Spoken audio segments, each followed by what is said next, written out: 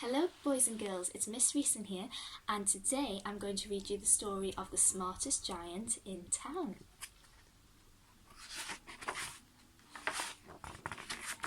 George was a giant, the scruffiest giant in town.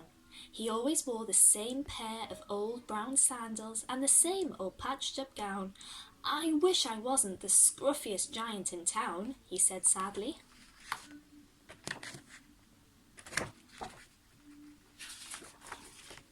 But one day, George noticed a new shop.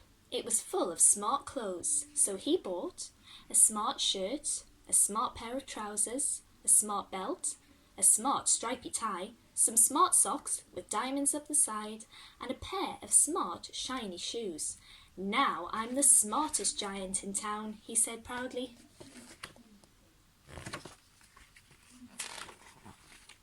George left behind his old clothes behind the shop. He was about to go home when he heard a sound. On the pavement stood a giraffe who was sniffing sadly. "What's the matter?" asked George. "It's my neck," said the giraffe. "It's so very long and so very cold. I wish I had a long, warm scarf." "Cheer up," said George, and he took off his stripy tie. "It didn't match my socks anyway," he said, as he wound it round and round the giraffe's neck. It made a wonderful scarf. "Thank you," said the giraffe. As George strode towards home, he sang to himself, "My tie is a scarf for a cold giraffe, but look me up and down. I'm the smartest giant in town." George came to a river.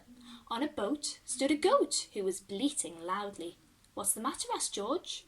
"It's my sail," said the goat. "It blew away in a storm. I wish I had a strong new sail for my boat."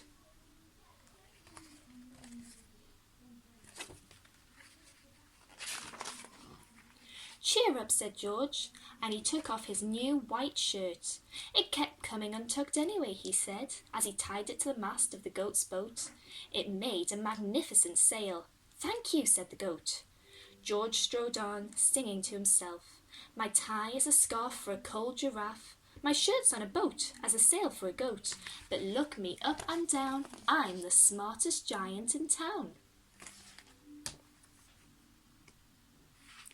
George came to a tiny ruined house. Beside the house stood a white mouse with lots of baby mice. They were all squeaking. "What's the matter?" asked George. "It's our house," squeaked the mother mouse. "It burnt down and now we have nowhere to live. I wish we had a nice new house."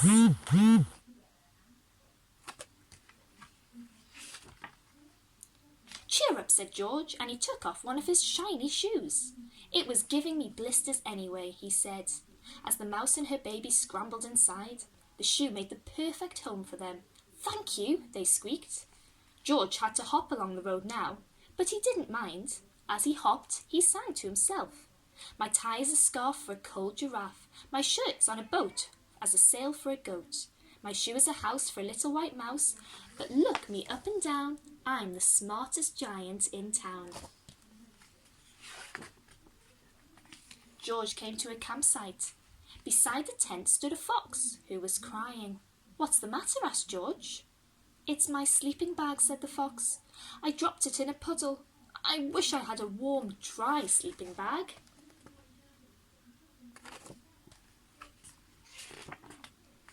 "Cheer up," said George, and he took off one of his socks with diamonds up the sides. "It was tickling my toes anyway," he said, as the fox snuggled into it. It made a very fine sleeping bag. "Thank you," said the fox. George hopped on, singing to himself, "My tie is a scarf for a cold giraffe. My shirt's on a boat as a sail for a goat. My shoe is a house for a little white mouse. One of my socks is a bed for a fox. But look me up and down, I'm the smartest giant in town." George came to a big, squelchy bog. Beside the bog stood a dog who was howling. "What's the matter?" asked George. "It's this bog," said the dog. "I need to get across, but I keep getting stuck in the mud. I wish there was a safe, dry path."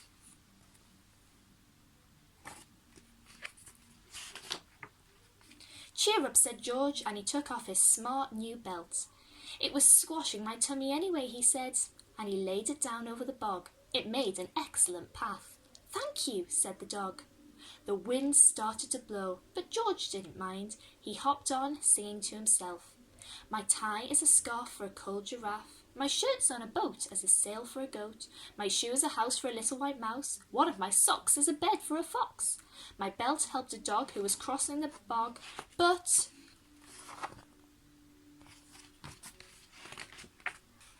"My trousers are falling down. I'm the coldest giant in town." Suddenly, George felt sad and shivery, and not at all smart. He stood on one foot and thought, "I'll have to go back to the shop and buy some more clothes," he decided. He turned around and hopped all the way back to the shop.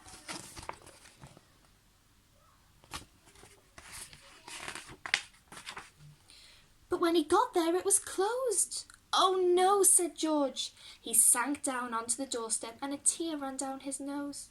He felt as sad as all the animals he had met on his way home. Then, out the corner of his eye, he saw a bag with something familiar poking out the top. George took a closer look. "My gown," he yelled. "My dear old gown and sandals." George put them on. They felt wonderfully comfortable. "I'm the coziest giant in town," he said, and he danced back home along the road.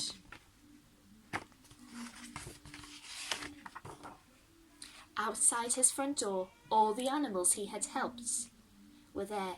They were carrying an enormous present. "Come on, George," they said. "Open it." George untied the ribbon. Inside was a beautiful gold paper crown and a card. "Look inside the card, George," said the animals. George put the crown on his head and opened the cards. Inside it said, "Your tie is a scarf for a cold giraffe. Your shirt's on a boat as a sail for a goat. Your shoe is a house for a little white mouse. One of your socks is a bed for a fox.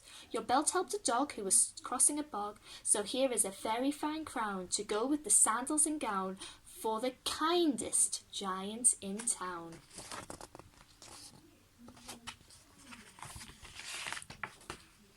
And that's the end. I hope you enjoyed the story. We miss you lots very much and we'll hopefully see you all soon. Bye!